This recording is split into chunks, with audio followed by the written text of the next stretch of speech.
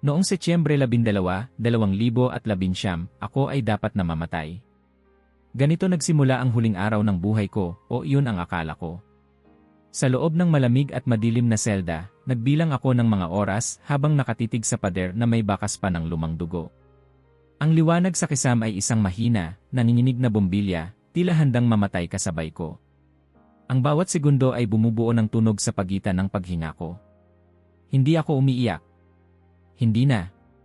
Umiyak na ako ng sobra sa nakaraang mga linggo hanggang sa natuyo na ang bawat patak ng luha. Bago tayo magsimula, mag-like at mag-subscribe dahil may mga bagay dito na kailangan mong malaman bago ang sinuman. Sa halip, ang naramdaman ko ay kapayapaan, hindi kapayapaan ng isang taong sumusuko, kundi ng isang taong handa. Amira bint Abdullah, tawag ng isang boses mula sa labas ng rehas. Matalim. Malamig. Walang emosyon. Boses ng isang lalaking sanay sa pagbasa ng pangalan ng mga papatayin. Tumindig ako. Kahit nangangatog ang tuhod ko, pinilit kong manatiling matuwid. Sa kabila ng maruming unipormeng kulay abo, sa kabila ng pagiging bilanggo, 4,758, ako pa rin si Amira. Isang anak ng hari. Ngunit higit doon isang anak ng Diyos. Isang bantay ang pumasok, may hawak na posas. Oras na, sabi niya habang iniiwasan ang aking tingin. Tahimik akong humakbang papalapit sa kanya. Ilalagay na niya ang bakal sa pulso ko, pero may dumaan na tila boltahe sa buong katawan ko. Hindi sakit. Kundi isang bulong. Isang paalala. Huwag kang matakot. Kasama mo ako. Biglang tumigil ang lahat. Ang tunog ng metal. Ang yabag ng mga bantay. Maging ang tibok ng puso ko, tila huminto. Hindi ko alam kung ako lang ang nakarinig. Pero alam kong totoo yon. Galing yon sa kanya. At doon nagsimula ang kwento kung bakit, sa halip na mamatay, ako ay iniligtas. Kung sasabihin mo sa akin noon na ang Biblia, isang maliit, itim, at bawal na libro, ang magiging dahilan ng pagkamatay ko, baka natawa ako. Ngunit ngayon, hindi ako tumatawa. Hindi na ito isang kwento ng relihiyon. Ito ay kwento ng buhay at himala. Bumalik tayo sa simula.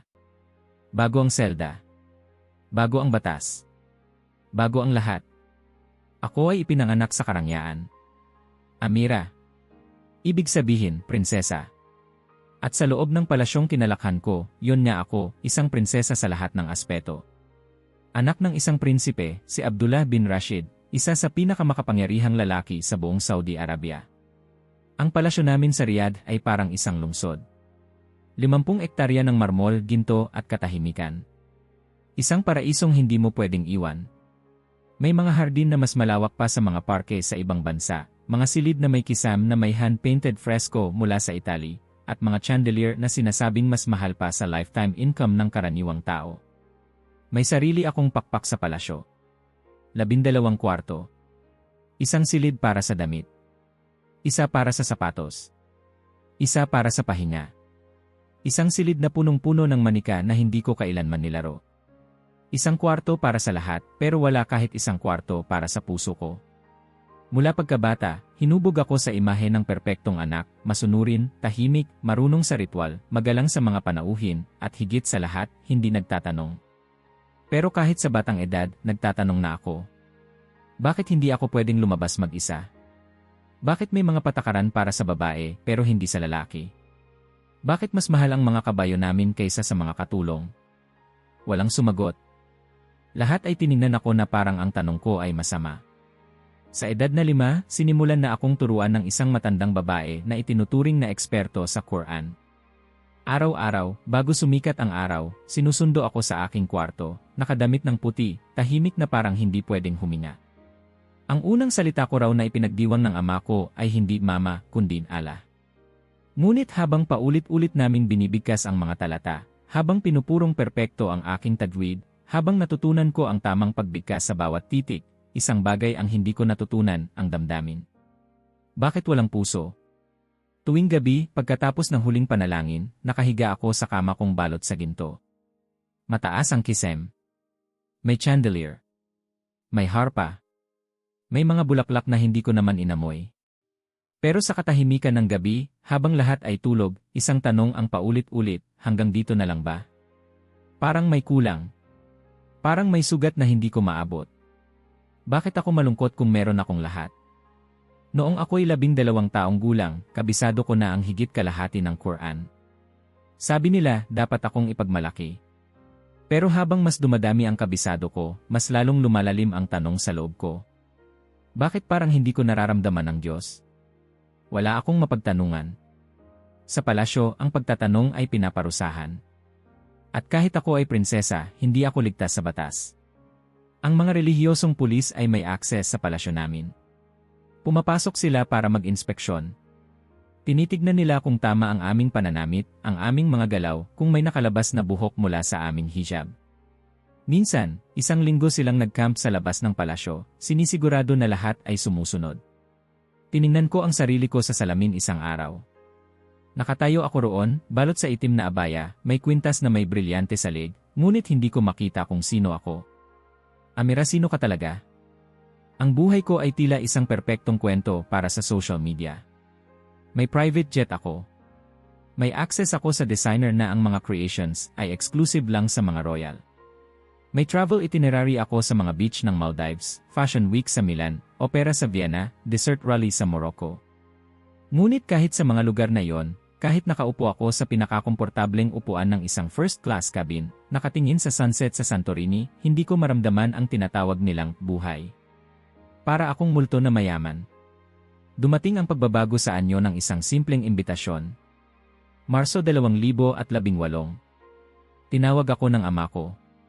May biyahe raw kami papuntang London. Diplomatic mission. Kailangan ng babaeng royal para sa pakikipagkita sa mga asawa ng mga diplomat. Hindi ako makapaniwala. Unang beses ko itong gagawin. At sa edad na 26, hindi ko pa naranasang maglakbay sa labas ng bansa nang hindi kasama ang isang army ng bantay, maid o religious officer. Ngunit sa pagkakataong iyon, binigyan ako ng sariling kwarto sa Savoy Hotel. Isang gabi. Isang kwarto. Walang bantay. Walang katulong.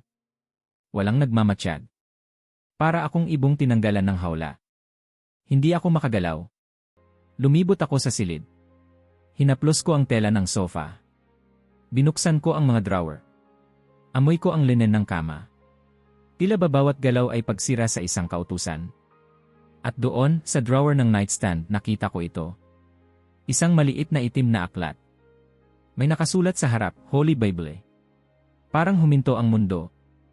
Ang mga daliri ko ay nanginginig habang inaabot ko ito. Parang may kuryente.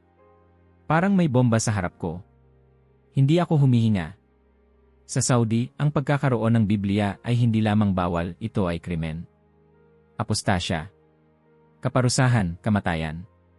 Ngunit sa halip na itapon ito, binuksan ko. Random lang. Walang plano. Walang direksyon. Ang unang nabasa ko, in the beginning was the Word, and the Word was with God, and the Word was God. Hindi ko na maalala kung paano ako naupo sa sahig. Ang alam ko lang, ang mga salita ay parang may sariling buhay. Hindi ito ang tono ng Quran.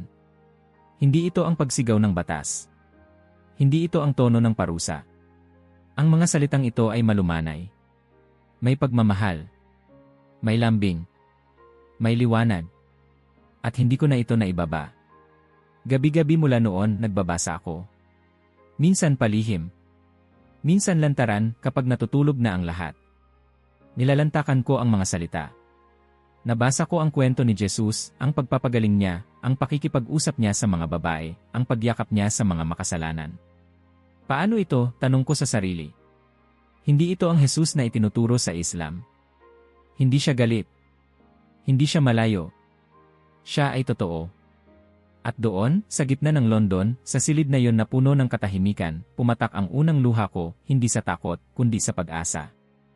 Ang luha ng isang prinsesang sa wakas nakakita ng liwanag. Ang totoo, hindi ko na maalala kung kailan ako unang nakaramdam ng kalungkutan. Hindi dahil wala ito, kundi dahil masyado itong matagal nang nakatago sa ilalim ng mga alahas, seda, at salitang dapat. Dapat kang ngumiti. Dapat kang manahimik. Dapat kang sumunod. Bata pa lang ako, inihain na sa akin ang mundo sa isang bandeha ng ginto. Pero sa ilalim ng makinang na plato, may lason. At hindi ko agad nakita kung gaano ito kapanganib. Ipinanganak ako sa palasyo ng Riyadh, isang kuta ng karangyaan na parang hinugot sa pelikula. May mga haligi ng marmol na inangkat pa mula sa Carrara, Italia. May mga fountain na mas malaki pa sa mga plaza sa ibang bansa. Sa gabi, kapag nakasindi ang lahat ng ilaw, parang bituin sa disyerto ang palasyo namin, kumikislap at tahimik. Tahimik na parang sementeryo. Ang mga dingding ay binalot ng mahahabang kurtina, mga obra maestrang sining mula sa Europa, mga tapiserya na binili sa presyong hindi kayang unawain ng isang ordinaryong tao. Ngunit kahit gaano kaganda ang paligid, hindi ko maramdaman ang sinasabing ligaya ng mga nasa labas. Sabi ng mundo, perpekto ang buhay ko. Pero hindi nila alam, may presyo ang pagiging perpekto. At ako ang nagbabayad.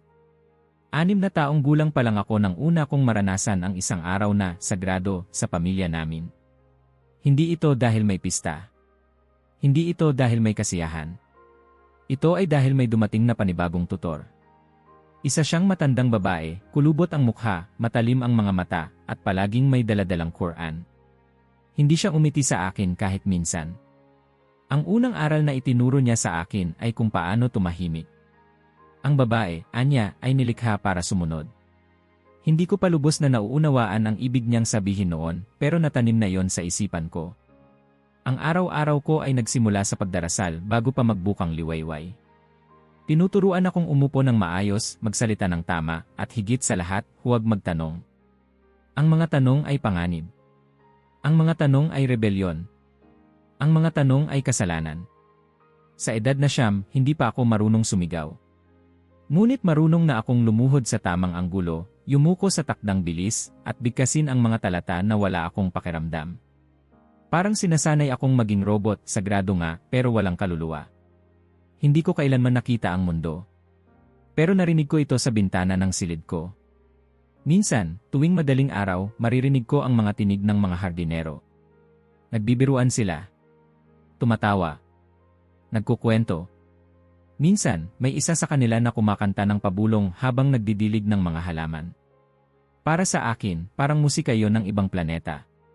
Dahil sa palasyo, walang tumatawa ng totoo. May mga ngiti.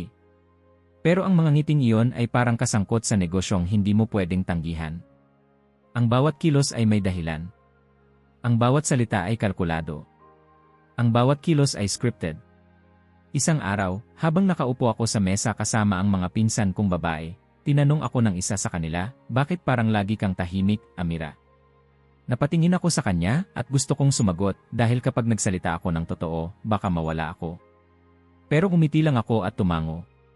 Sa likod ng bawat kasuotan ko ay katahimikan. Sa likod ng bawat diamante sa tenga ko ay isang tanikala. Sa likod ng bawat palakpak ng mga tagahanga ng pamilya namin, isang sigaw na hindi ko mabitawan. Hindi madaling maintindihan kung paanong ang isang prinsesa ay maaaring maging bihag. Pero iyon ako. Bihag ng kultura. Bihag ng relihiyon. Bihag ng mga inaasahan. Sa edad na 14, inupuan ako ng ina ko. Suot niya ang itim na abaya na may bordang ginto. Sa mata ng mundo, siya ang larawan ng dangal at yaman. Ngunit sa likod ng kanyang mapanatag na tingin, alam kong may dinadala rin siyang bigat. Ibinaba niya ang isang maliit na kahon sa harap ko. Binuksan ko ito. Isang peres ng hikaw. Malalaki. Mabigat. Gawa sa purong ginto. Pag-aari ito ng lola mo, sabi niya. Isusuot mo ito sa unang pakikipagkita mo sa manliligaw mo sa susunod na linggo. Hindi ko na itanong kung bakit. Wala na akong karapatang magtanong noon. Iyon ang simula ng isang serye ng pagkikita, mga dinner sa mga silid na parang boardroom, kung saan ang mga lalaki ay nakasuot ng thobe, mayabang ang tindig, at ang mga mata ay parang nagsusukat, hindi nagmamahal. Para akong kalakal. Ang mga ama nila ay nakikipagnegosasyon sa ama ko. Hindi tungkol sa damdamin. Hindi tungkol sa hinaharap. Kundi tungkol sa alyansa. Lahat kami ay piyesa sa isang larong hindi namin pinili. Tuwing gabi pagkatapos ng mga pulong na yon, bumabalik ako sa kwarto ko, tinatanggal ang hikaw, ang makeup, ang abaya. Pero hindi ko matanggal ang bigat sa dibdib ko. Lalong humihigpit ang tanikala sa leg ko. Hindi ko alam kung babae pa ako o tropeo na lang. Minsan, may isang gabi na hindi ko na kinaya. Tumayo ako sa harap ng salamin. Tinitigan ko ang sarili ko. At para akong estranghero. Sino to? Bakit siya nakatingin sa akin na parang pagod na pagod? Hinawakan ko ang dibdib ko. May tumutulo. Hindi luha kundi sigaw. Diyos ko, bulong ko. Ito na ba yon? Pero ang Diyos na kilala ko noon ay hindi sumasagot. Ang Diyos na itinuro sa akin ay tahimik. Bawal tanungin. Bawal suwayin. Bawal maramdaman. Nagsimula akong magtago ng notebook. Isang maliit, leather-bound, na binili ko sa isang diplomatic trip. Doon ko isinulat ang mga tanong ko. Bakit ka tahimik, ala? Kung babae rin ang ina mo, bakit kami pinaparusahan sa pagiging babae? Bakit parang kasalanan ang magmahal ng totoo? Sa isang notebook, itinago ko ang tunay kong sarili. Sa isang notebook, doon ako huminga. Sa paningin ng mundo, masaya akong prinsesa. Pero gabi-gabi, habang naka-on ang aircon sa pinakamalamig na setting, nanlalamig ako sa loob. Sa kabila ng dami ng ilaw sa palasyo, bulag pa rin ako sa liwanag. Isang araw, habang nakaupo ako sa veranda ng aking silid, natanaw ko ang isang katulong na binabati ang kapwa niya katulong. Niyakap niya ito. Tawa sila. Napaisip ako, kailan ako huling niyakap ng may pagmamahal. Hindi ko matandaan. Napakaraming tao sa paligid ko. May tagaluto, may tagaayos ng buhok, may guro, may driver, may tagapagsulat ng speech. Pero walang totoong kasama. Parang ang buhay ko ay isang teatro. Ako ang bida, pero hindi ko sinulat ang script. At walang audience na totoo. Bawat araw, tumitindi ang pakiramdam na may mali. Hindi ko alam kung saan magsisimula. Hindi ko alam kung sino ang pwedeng tanungin. Pero sigurado ako, may kulang. May mali. At sa isang gabi, isang ordinaryong gabi, kung kailan lahat ay tulog, at ang hangin sa disyerto ay tahimik, may maririnig akong tinig. Hindi mula sa tao. Hindi rin mula sa isip ko. Isang bulong. Isang pangako. Hindi dito magtatapos ang kwento mo. At hindi ko alam, darating ang isang gabi na magbabago ng lahat. Ang London ay malamig ng gabing iyon. Sa labas ng bintana ng Savoy Hotel, umaambon. Ang mga ilaw ng lungsod ay nagsasayaw sa basang kalsada, at ang mga sasakyang dumaraan ay tila mga multo sa ulap ng gabi. Nakatayo ako sa gitna ng kwarto, nakadamit pa ng opisyal na gown, pero pakiramdam ko'y hubad sa isang damdaming hindi ko kilala. Ngunit mas nakapagtataka kaysa sa lungsod ay ang katahimikan. Walang mga katulong. Walang mga bantay.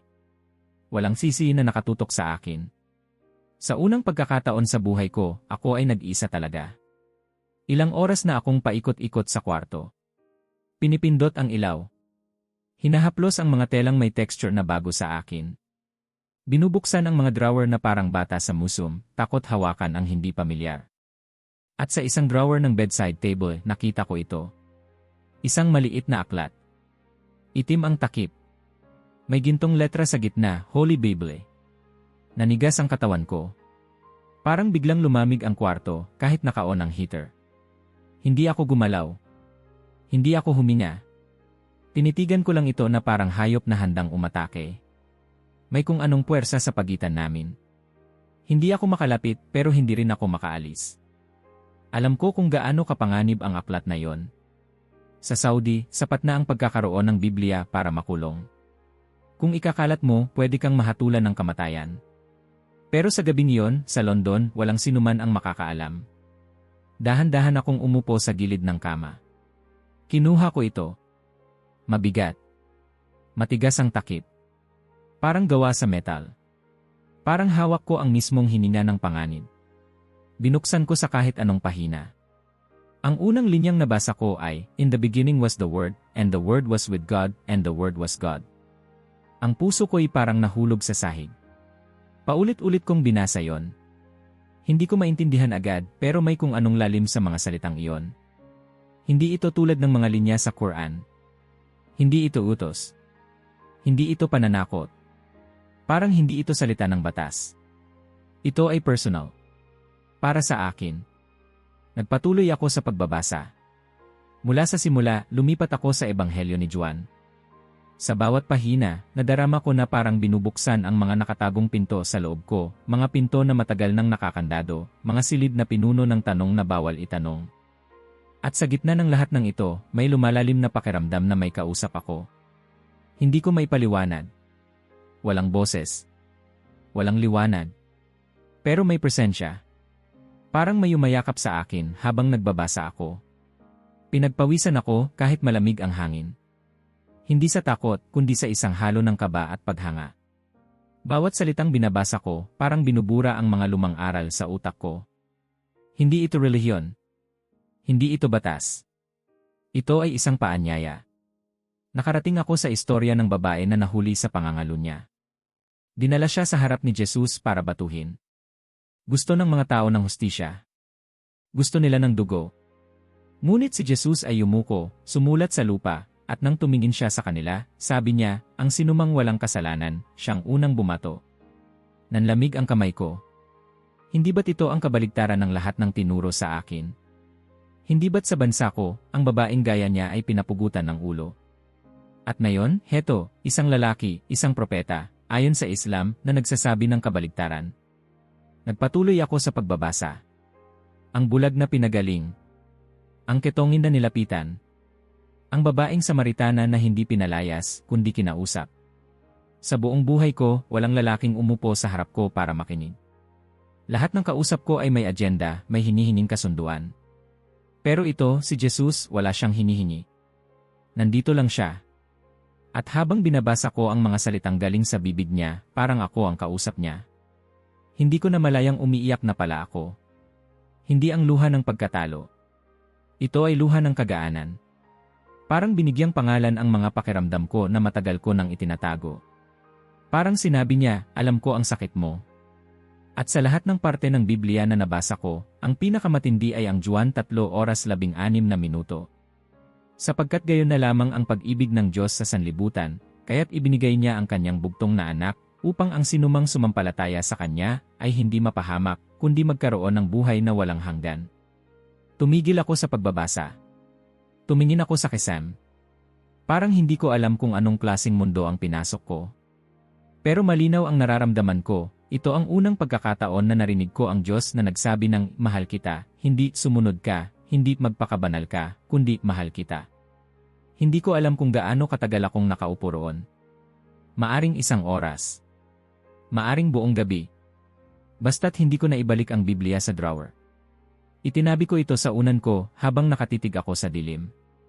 At sa dilim na yon, narinig ko ang tanong, handa ka na bang malaman ang totoo? Sa araw na yon, hindi ko pa kayang sumagot. Pero sa puso ko may apoy na sinindihan. Kinabukasan, tinago ko ang Biblia sa maleta ko. Binuksan ko ang isang libro tungkol sa Islam na dala ko at inilagay ang Biblia sa loob. Parang kontrabando. Parang bomba. Pero mas higit pa roon, parang puso ko mismo ang laman nito. Alam kong mali ito sa paningin ng lahat ng nakapaligid sa akin. Pero may mas malalim na paniniwala na nagsimulang mabuo, paano kung ito ang totoo? Pag-uwi namin sa Riyadh, dala ko ang aklat na yon. Araw-araw, pagkatapos ng hating gabi, habang natutulog ang mga bantay at mga katulong, binubuksan ko ang aklat sa ilalim ng kumot gamit ang maliit na flashlight. Parang ilaw ito sa madilim kong kwarto. At sa bawat pahinang binabasa ko, may kasabay na bulong sa puso ko, hindi mo na maibabalik ang dati mong buhay. Alam kong totoo iyon. Hindi ko alam na ang aklat na iyon ang magiging sentensya ko sa kamatayan at sa kalayaan. Paglapag namin sa Riyadh, parang nagsara ulit ang langit. Mula sa malamig na hangin ng London at ng mga gabing tahimik at malaya, muli kong naramdaman ang bigat ng kaharian sa bawat hakbang ko. Ang mga mata ng mga bantay. Ang pakiramdam ng mga isi kahit hindi ko sila makita. Ang mga tagasunod sa palasyo na laging nakapantay ang likod, ngunit palaging tila nakasubsob sa bawat kilos ko. Ang lahat ay bumalik. Pero hindi ako. Habang bumabalik sa normal ang paligid, may dala na akong bagay na babago sa lahat. Nakabalot sa pagitan ng mga damit ko, nakatago sa loob ng lumang komentaryo ng Islam, ang Biblia ay tahimik lang na nakahimlay. Hindi ito mabigat sa katawan, pero parang sumisigaw ito sa kaluluwa ko. Araw-araw na ako ngayong may daladalang sikreto. Noong una kong tinago ang Biblia sa ilalim ng kama, hindi ako nakatulog. Hindi dahil sa kaba, kundi dahil sa pananabik. Gusto ko na agad buksan ito, pero alam kong kailangan kong maghintay. Ang mga dingding sa palasyo ay may tainga. Hindi literal, pero halos ganoon na rin ang pakiramdam. Kaya naghintay ako ng gabi. Ng kalmadong gabi. Pagpatak ng 2:00 ng umaga, tahimik kong binuksan ang lamparang may dimmer sa tabi ng kama. Ibinuka ko ang komentaryo ng Islam na walang nagbabasa, at mula sa loob nito, hinugot ko ang kayamanang hindi mo mabibili kahit may billions ka, ang katotohanan. Tumayo ang balahibo ko. Hindi dahil sa takot, kundi dahil sa muli kong naramdaman ang parehong presensya na kasama ko sa London. Isang tahimik, banayad, at mainit na liwanag kahit wala akong nakikita. Para bang may yumakap sa akin mula sa loob. Binasa ko si Mateo pagkatapos si Marcos. Paulit-ulit ko ring binabalikan ang Juan. At sa bawat salita, may kakaibang bagay na nangyayari sa puso ko. Hindi ko pa rin alam kung paano ipaliwanag, pero para akong nililinis. Para akong sinusulatan mula sa loob ng pagkatao ko. Minsan, napapatingin ako sa sarili kong palad. Ganon din pa rin naman ang balat ko. Ganon pa rin ang daliri, ang pulso, ang kamay na isinusuot sa mga alahas. Pero iba na ako. Tuwing gabi, sa ilalim ng kumot, hawak ang maliit na flashlight, nagsisimula akong manalangin. Hindi katulad ng dasal na itinuro sa akin, hindi ito mula sa memorya, hindi ito structured. Basta lang ako nagsasalita. Minsan nakapikit. Minsan may luha. Minsan tahimik lang. Jesus, bulong ko, kung totoo ka, salamat sa gabi-gabing ito. Kung naririnig mo ako, sana manatili kang kasama ko. At habang sinasabi ko ito, hindi ko inakalang mayroong kausap ang puso ko. Parang may humihipo sa loob. Isang malamig na palad ng kapayapaan. Isang init na hindi galing sa katawan, kundi sa kaluluwa. Araw-araw, kahit sa gitna ng mga kasalan, mga diplomatic dinner, mga aral na ipinipilit sa akin ng mga imam, may sarili akong mundo. Tahimik. Lihim. Banal. Minsan, habang nakikinig ako sa isang Islamic lecture na bisita sa palasyo, habang lahat ay nakatuon ang mata sa kanya, napatingin ako sa gilid. Sa loob ng salamin, nakita ko ang sarili ko. Nakaupo, balot ng ginto, ngunit sa mga mata ko, may apoy. Isang apoy na hindi ko na pwedeng patayin. May isang gabi na natulog ako na hindi nakatago ang Biblia. Naiwan ko ito sa ilalim ng unan ko. Nagising akong nanginginig. Agad ko itong siniksik pabalik sa komentaryo. Humina ako ng malalim. At sa unang pagkakataon, napaisip ako, paano kung may makakita? Ang ideyang iyon ang naging panibagong katotohanan sa akin. Ang panalangin ko ay naging mas matapang, ngunit mas maingat. Ang pagbabasa ko ay naging mas regular, ngunit mas nakatago. Mas lumalalim ako sa pananampalataya, at mas lumalalim din ang panganib. Isang gabi, habang binabasa ko ang Ebanghelyo ni Lucas, natagpuan ko ang kwento ng isang babae na dumanas ng 12 taon na pagdurugo. Walang nakagamot sa kanya. Tiningnan siya ng lipunan na marumi. Ngunit nang hipuin niya ang laylayan ng damit ni Jesus, gumaling siya agad. Napapikit ako. Hindi dahil sa mahika ng kwento, kundi dahil ako ang babaeng iyon. 12 taon akong nakaupo sa palasyo, sinasabihang marumi ang tanong ko, ang damdamin ko, ang kaluluwa ko. Pero sa simpleng paghipo ko sa kanya, sa pamamagitan ng Biblia, naramdaman ko ang kagalingan na hindi kayang ibigay ng alinmang imam o ritual. Sa isang panibagong umaga, tinawag ako ng ama ko. Amira, sabi niya habang pinupunasan ang kanyang baso ng tsa. May parating mula sa Bahrain.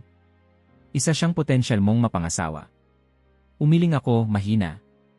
Hindi dahil sa hindi ko siya iginagalang. Kundi dahil sa unang pagkakataon, may tinig na sa loob ko na nagsasabing, hindi iyon ang plano ko para sa'yo. Minsan, sa kalagitnaan ng panalangin ko, napapasalita ako ng malakas. Jesus, sabay tatahimik ako. Lilingon. Baka may nakarinig. Ang ganitong klaseng pamumuhay ay mahirap. Pero hindi ko kayang isuko ang kapayapaan na natagpuan ko. Sa mga panahong iyon, unti-unti kong tinanggal ang mga larawan ng mga scholar ng Islam sa dingding ng silid ko. Hindi ko ito sinabi kahit kanino. Alam kong kahit maliit na pagbabago ay maaaring pagdudahan. May isang gabing natagpuan ko ang sarili ko sa hardin ng palasyo, nakatingala sa buwan. Tahimik. Ang hangin ay malamig. Hindi ko na alintana ang kamera sa sulok. Hindi ako nagsalita. Pero sa loob ko, malakas ang tinig. Handa na akong mawala ang lahat, basta't huwag ka lang mawala sa akin. Habang lumalalim ang relasyon ko kay Jesus, hindi ko mapigilan ang sarili kong magtanong, ito ba ang pagiging Kristiyano? Tahimik, lihim, tago. Dapat ba akong manatili sa dilim habang hawak ang liwanag? Pero sa tuwing naiisip ko ito, isang babala ang pumapasok kapag nalaman nila mawawala ang lahat. At isa sa mga araw na yon may nangyari. Kaswal lang ang lahat. Hapon ng Huwebes.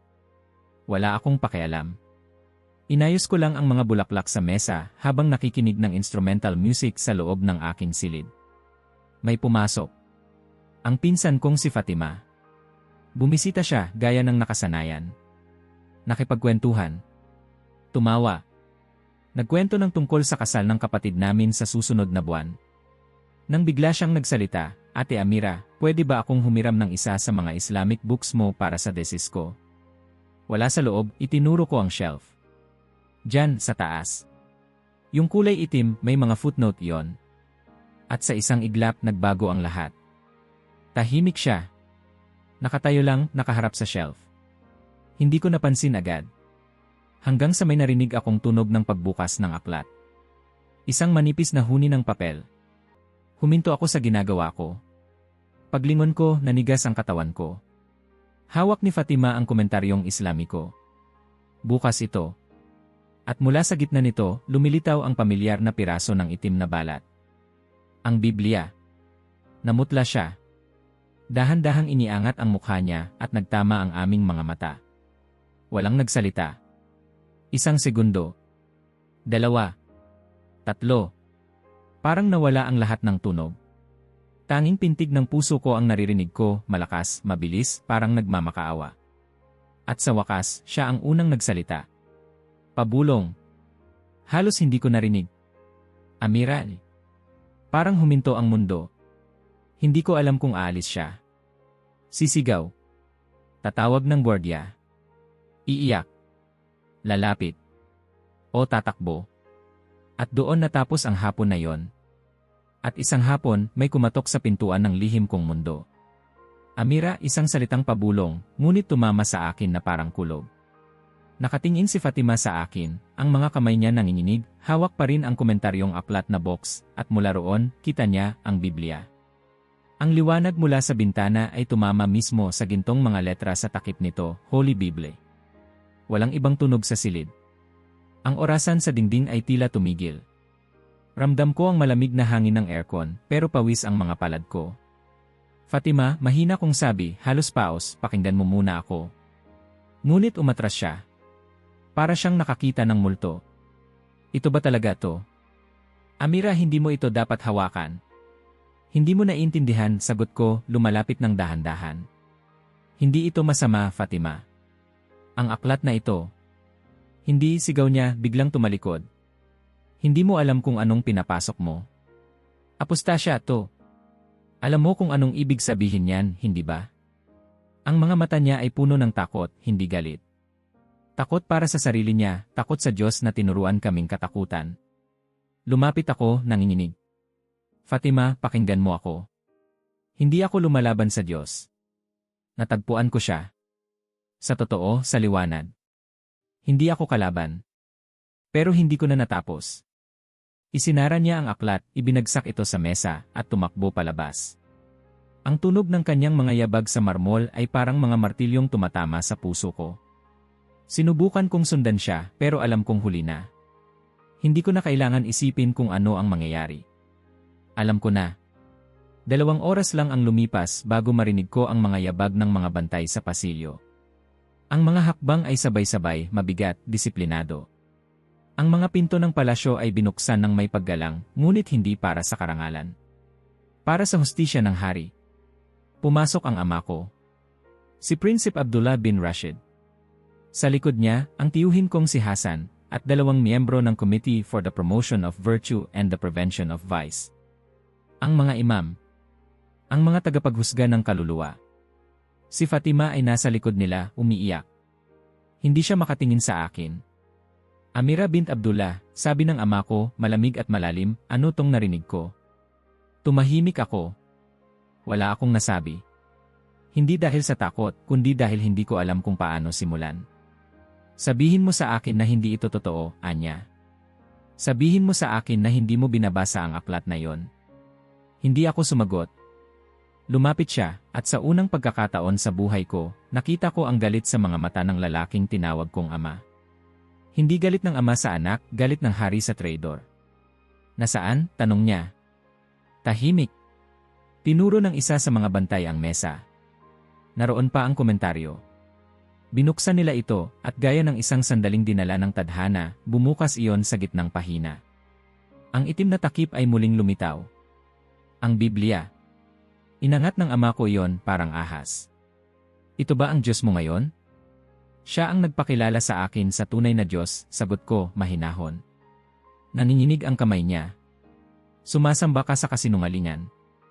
Nilapastangan mo ang pangalan ng ating Diyos. Binaboy mo ang ating dugo. Hindi, ama, sabi ko, ang boses ko mahina pero matatag. Hindi ko siya nilapastangan. Natagpuan ko siya sa paraan na hindi ko pa kailanman naramdaman. Hindi ko siya nilabanan, siya ang nagligtas sa akin. Sunugin mo yan, utos ng tiyuhin kong si Hasan, malamig at diretsyo. Sa harap namin. Sunugin mo at ipangako mong lilinisin mo ang kaluluwa mo. Tumingin ako sa kanila. Sa ama kong nanginginig sa galit. Sa ina kong tahimik sa sulok, ang luha ay dumadaloy habang nakatingin sa sahig. Sa mga imam na nakatingin na para bang isa akong demonyo. At sa gitna nila, narinig ko ang tinig na pamilyar, huwag kang matakot. Pinunasan ko ang luha ko. Tumayo ako ng tuwid. Hindi ko ito susunugin. Amira, sigaw ng ama ko. Isipin mo ang pamilya mo. Inisip ko na sila buong buhay ko, sabi ko, halos pabulong. Ngayon naman, iisipin ko siya. Ang kamay ng tiyuhin kong si Hasan ay biglang dumapo sa pisngi ko, malakas, mainit, parang apoy. Napaatras ako at sa unang pagkakataon, bumagsak ako sa sahig. Ang ina ko ay tumalikod. Hindi niya ako tiningnan. Dalhin siya, sabi ng ama ko. Sa kanila. Hindi ko na kailangan tanungin kung sino ang tika nila. Sa isang iglap, tinanggal nila sa akin ang lahat. Ang pangalan. Ang karangyaan. Ang karapatan. Pinalitan ng numero. Prisoner 4,758. Ang biyahe papunta sa detention center ay parang walang katapusan. May itim na hood sa ulo ko. Ang mga kamay ko nakaposas. Ang mga paa ko nakatali. Hindi ko alam kung gabi o araw. Ang naririnig ko lang ay ang ugong ng sasakyan at ang mga dasal ng mga bantay sa harap. Pagdating namin, pinaghubad nila ako ng royal dress. Ibinigay nila sa akin ang kulay abong damit ng bilanggo. Sa sandaling iyon, para akong nabura. Hindi na ako prinsesa. Isa na lang akong babae na lumaban sa Diyos ng bansa namin. Ngunit sa loob ko may liwanag. Sa unang gabi sa kulungan, walang tunog kundi ang pag-iyak ng mga kababaihan sa mga kalapit na selda. Ang amoy ng kalawang, ng pawis, ng takot, iyon ang bagong hangin na nilalanghap ko. Sa dingding ng selda ko may mga marka. Mga linya, patayong binilang. 1, 2, 3 marahil mga araw ng mga nauna sa akin. O linggo. O taon. Hindi ko alam. Pero isa lang ang sigurado, marami na ang dumaan dito at walang nakalabas. Kinabukasan, dumating ang unang interogasyon. 3 lalaki. 1 mesa. 1 bumbilya sa Kesam. Amira bint Abdullah, sabi ng pinakamatanda, may balita kaming tinalikuran mo ang Islam. Totoo ba ito? Tumango ako. Hindi ko itinago. Bakit? Tanong niya malamig. Ano ang nag-udyok sa isang tulad mo? Isang prinsesa. Mayaman. Marangal.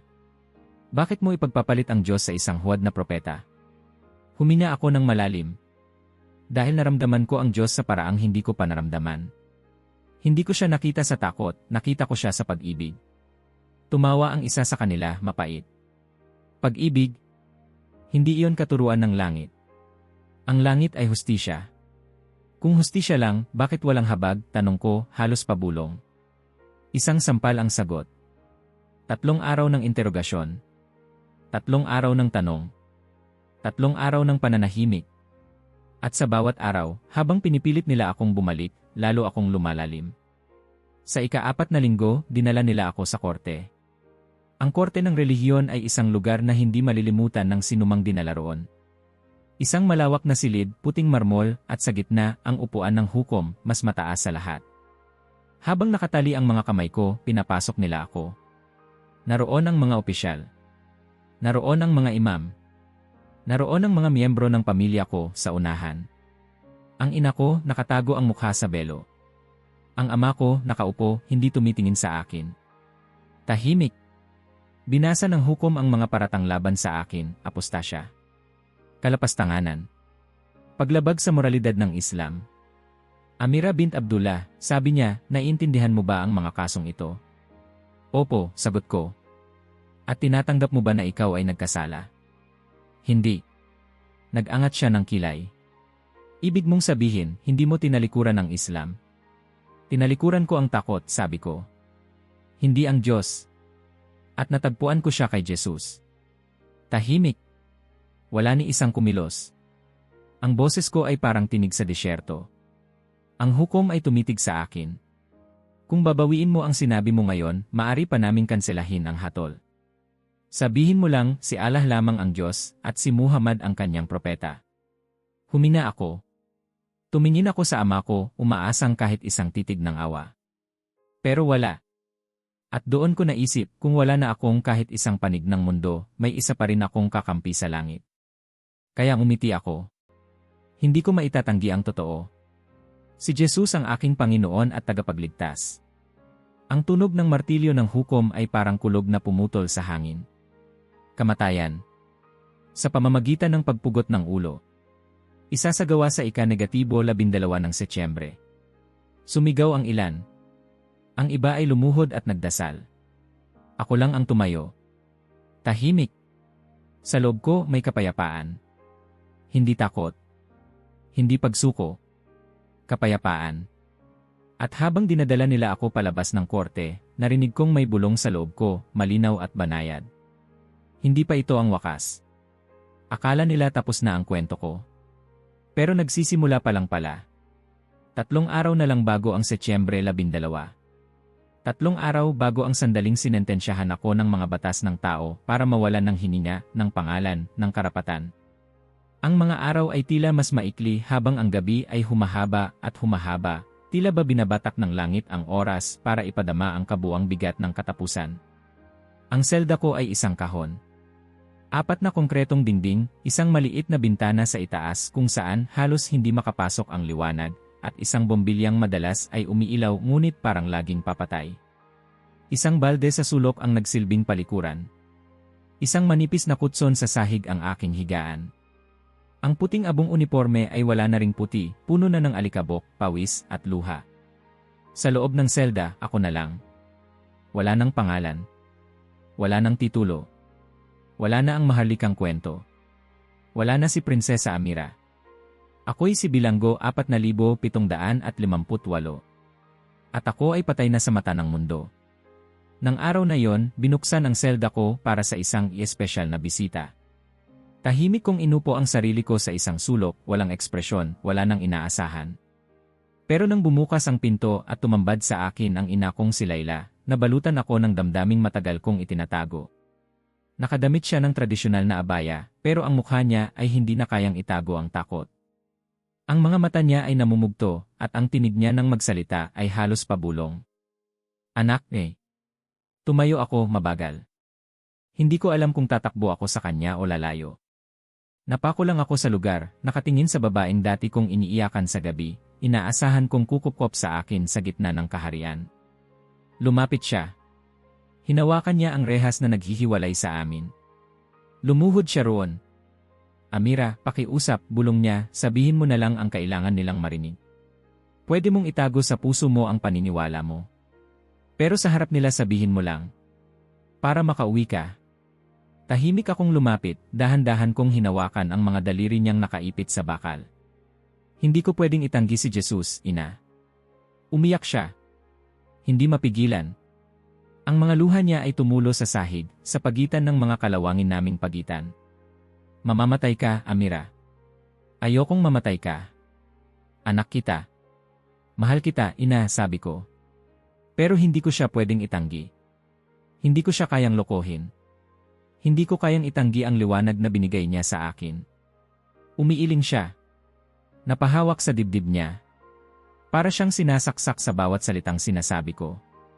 Bakit hindi mo ako pinili? Tanong niya humihikbi. Bakit hindi ang pamilya natin? Hinawakan ko ang bakal mas mahigpit.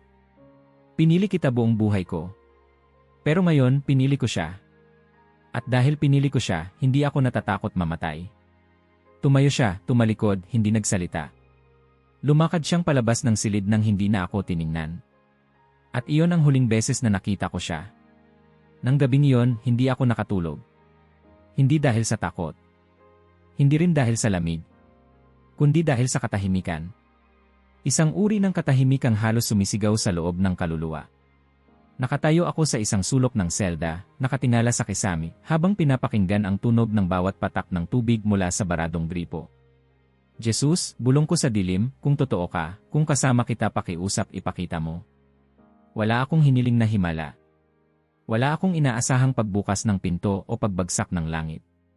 Gusto ko lang ng isang palatandaan. Kahit ano. Isang pahiwatig. Isang bulong. Kahit isang simpleng presensya na magsasabing hindi ako mag-isang haharap sa espada. Humiga ako sa kutson, tinitigan ang kisam. 3:33 ng umaga.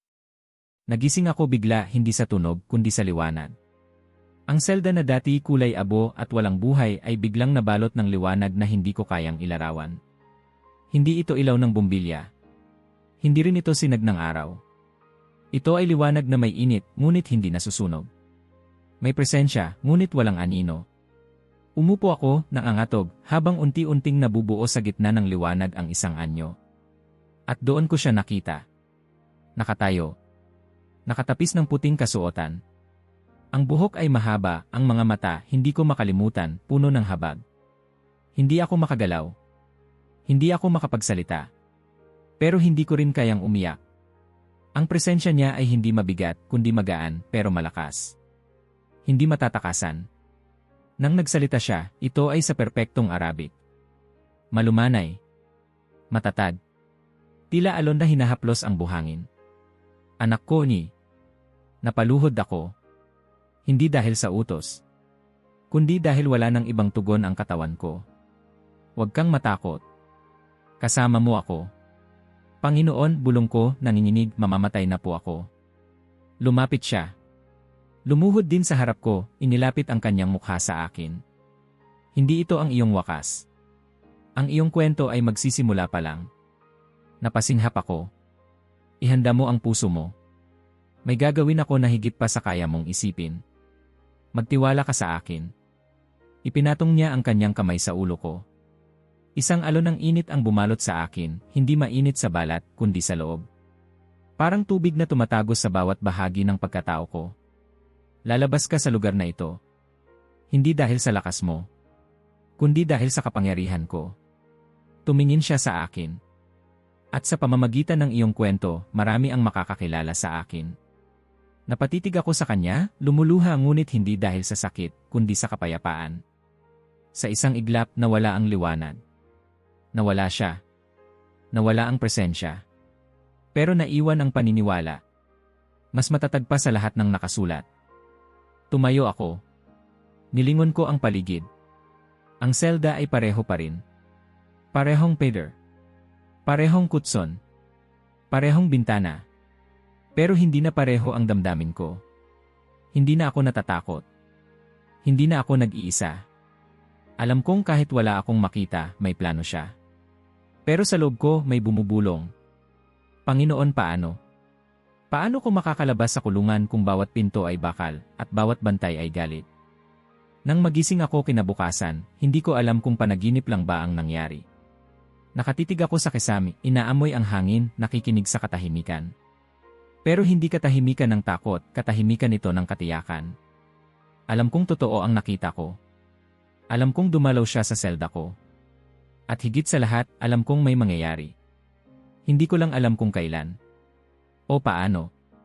Kaya bumalik ako sa aking mga ritual, hindi ng Islam, kundi ng bagong pananampalataya. Tahimik akong nanalangin. Tahimik akong naghintay. Tahimik pero buo ang loob. Hanggang dumating ang gabi bago ang araw ng aking kamatayan. Setyembre 11. Ang huling gabi. 12:00 ng hating gabi. Gising pa rin ako. Nakaupo sa kutson, binabalik-balikan sa isipan ang mga huling salita niya. Lalabas ka sa lugar na ito. Hindi dahil sa lakas mo, kundi dahil sa kapangyarihan ko. Walang tunog sa pasilyo. Walang yapak. Walang senyales ng tao. Tahimik ang mga bantay. Tahimik ang buong kulungan. Hanggang sa may nangyari. Isang pag-click. Mahinang tunog ng bakal na gumagalaw. Parang may nagbukas ng kandado. Tumingin ako sa pinto. Ang bakal na pinto ng selda dahan-dahang bumukas. Wala ni isang tao sa labas. Walang bantay. Walang tunog. Walang anunsyo. Bumukas lang. Tumayo ako mabagal. Tiningnan ko ang paligid. Walang gumagalaw. Walang ingay. Lumapit ako sa bukas na pinto, hinawakan ang gilid nito, nag-aalangan. Paglabas ko ng selda, tumambad sa akin ang mahabang pasilyo, madilim, walang laman. Ang mga pulang ilaw ng sisingi ay wala. Patay. Walang kuryente sa mga kamera. Parang pinatay ang buong sistema ng seguridad. Isa-isa kong nilampasan ang mga selda. Tahimik ang lahat. Ang ibang mga bilanggo ay natutulog. Ang ibang selda ay walang laman. Pagdating ko sa checkpoint na may 2 armadong bantay, naroon sila. Nakaupo. Tulog. Hindi basta tulog. Parang nahimbing ng masyadong malalim. Wala silang reaksyon kahit dumaan ako sa mismong harap nila. Hindi sila gumalaw. Hindi sila nagising. Para akong multo. Nakarating ako sa ikalawang gate. Electronic ang kandado. May keypad. May fingerprint scanner. Wala akong fingerprint access. Hindi ko alam ang code. Pero habang papalapit ako, bigla na lang click. Bumukas ito. Parang may invisible na kamay ang nagbukas ng bawat daan. Hindi ko na iniisip. Ang katawan ko ang gumagalaw. Parang may humihila sa akin.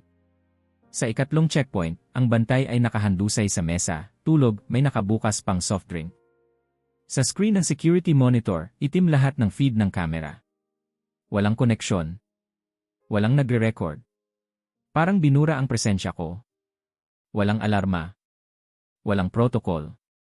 Walang resistance. Paglabas ko sa huling gate, bumulaga sa akin ang malamig na hangin ng disyerto. Ako'y nasa labas. Huminga ako ng malalim. Sa unang pagkakataon sa maraming buwan, huminga ako ng malaya. Pero saan ako pupunta? Wala akong cellphone. Walang pera. Walang connection. Hanggang sa kanto ng madilim na kalsada may biglang humintong taxi. Walang katao-tao sa paligid. Wala akong itinawag. Pero heto, isang sasakyang may ilaw, may driver na matanda, nakangiti. Bumukas ang bintana. "San ka pupunta, Hija?" tanong niya sa Arabic. Hindi ko agad nasagot. Napatingin ako sa kanya at sa loob ko may bumulong, "Sumakay ka." "King Khalid International Airport," sagot ko. Tumango siya. "CJ." Malamig ang hangin. "Sumakay ka na." Hindi niya ako tinanong kung bakit ako naroon. Hindi niya pinansin ang suot kong kulang sa forma. Hindi siya nagtanong kung may pambayad ako. Tahimik kaming bumiyahe. Sa loob ng sasakyan, pinagmamasdan ko ang syudad, tahimik, mapayapa, parang walang nangyayari. Ang Riyadh na dati kong kaharian, ngayon ay pinalalampas ko lang sa bintana. Hindi ako umiiyak. Pero bawat tibok ng puso ko ay salitang, "Salamat, Jesus." Pagdating sa airport, bumaba ako. Pumasok ako sa terminal. Sa isip ko, walang paraan na makakalipad ako. Ang passport ko ay dapat naka-flag. May warrant ako. Pero sumunod lang ako sa direksyon ng banal na espiritu sa loob ko, "Humakbang ka." Sa immigration, inabot ko ang passport. Tumitig sa akin ang opisyal. I-scan niya. Naghint ako ng kaba. Huminga ako. Beep. Green light. Walang alert. Walang flag. Walang tanong. Tumingin siya sa akin, ngumiti. "Enjoy your flight." At lumakad ako. Sa boarding gate, tahimik akong naghintay. Walang kahina-hinala. Parang hindi ako pinaghahanap. Parang hindi ako galing sa kulungan. Pag-akyat ko sa eroplano, sa wakas, naupo ako. Tumingin sa labas ng bintana. At nang tuluyang lumipad ang eroplano. Habang unti-unting lumiliit ang mga ilaw ng syudad. Sa wakas, pumatak ang luha ko. Hindi dahil sa takot. Kundi dahil sa labis na pasasalamat. Ako ay buhay. Ako ay ligtas. Ako ay malaya. Paglapag sa Amsterdam, ang lamig ng hangin ay parang yakap ng langit. Lumuhod ako sa unang buhangin na narating ko. Hindi ako nag-isip kung may makakakita. Basta't bumagsak ang mga tuhod ko at bumulong ako, salamat, Jesus. Dumiretso ako sa immigration office. Sinabi ko ang lahat. Inasikaso nila ako, walang tanong. Walang duda. Inalok nila ako ng kape. Pinainit nila ang katawan ko. At habang kinukuhanan ako ng impormasyon para sa asilum, sinabi ng opisyal, hindi ko pa nakita sa buong career ko ang taong ganito kabait. Parang milagro ang presensya mo. Umiti lang ako. Hindi ko na kailangan ipaliwanag. Ang milagro ay hindi ko ginawa. Ako lang ang naging saksi. Ako ay tinanggap. Binigyan ng legal protection. At higit sa lahat, binigyan ng bagong buhay. Ang prinsesa ng Saudi. Ngayon ay isang babae lang. Ngunit malaya. Pero hindi doon natapos ang kwento. Doon nagsimula ang misyon. 3 buwan pagkatapos ng pagtakas ko, tumayo ako sa gitna ng malamig na silid ng New Life Christian Church sa Amsterdam.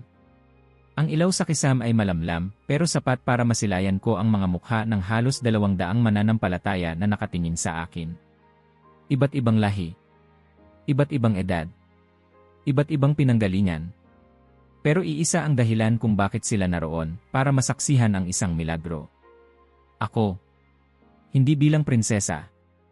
Hindi bilang bilanggo. Hindi bilang rebelde. Kundi bilang isang bagong nilalang. Nakatayo sa tabi ko si Pastor Henrik. Matagal na niya akong inihanda para sa araw na ito. Maraming tanong. Maraming luha. Maraming gabi ng pagdududa. Pero mayong araw na to, ang lahat ay malinaw. Tumingin siya sa akin at mumiti. Amira, tinatanggap mo ba si Jesus bilang iyong Panginoon at tagapagligtas? Huminga ako ng malalim. Ngunit ang boses ko ay walang alinlangan. Buong puso. Buong buhay. Bumaba ako sa tubig, malamig sa balat ngunit mainit sa kaluluwa. Nang isawsaw ako ni Pastor Henrik, pakiramdam ko'y nawala ang lahat ng bigat na dala ko. Lahat ng takot. Lahat ng sugat. Lahat ng kahapon. At nang ako'y umahon, ang buong simbahan ay sabay-sabay na pumalakpak. May mga luhang pumatak. May mga kamay na nakataas. May mga bibig na sabay-sabay umaawit ng papuri. Ako ay nabinyagan.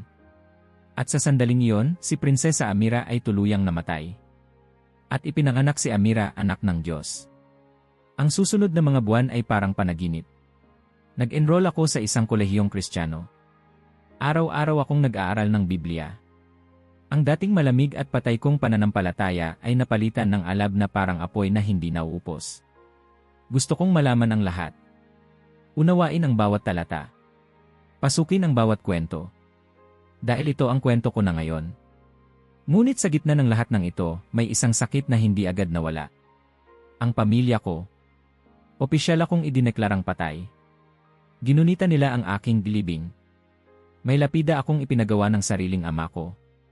At ang mga kapatid kong minahal ko buong buhay, hindi na pwedeng banggitin ang pangalan ko. Sa gitna ng kalayaan ko, may kirot pa rin. Sa bawat pagsikat ng araw, may dasal akong hindi nawawala, Panginoon, ibalik mo sila. Gisingin mo sila. Habang lumalalim ang pananampalataya ko, nagsimula ring dumating ang misyon. Isang pastor mula sa France ang lumapit sa akin. Amira, may mga babae sa North Africa na nasa parehong panganib na dinanas mo. Maaari ka bang tumulong? Hindi na ako nagdalawang isip. Simula noon, isa-isa akong sumali sa mga underground network. Hindi na ako prinsesa ng palasyo.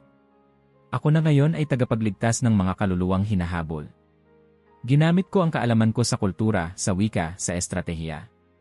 Minsan ako mismo ang sumusundo sa mga hangganan. Minsan ako ang nagpupondo ng paglipad nila. Minsan ako ang tagasalo ng mga kwentong mas masakit pa sa akin.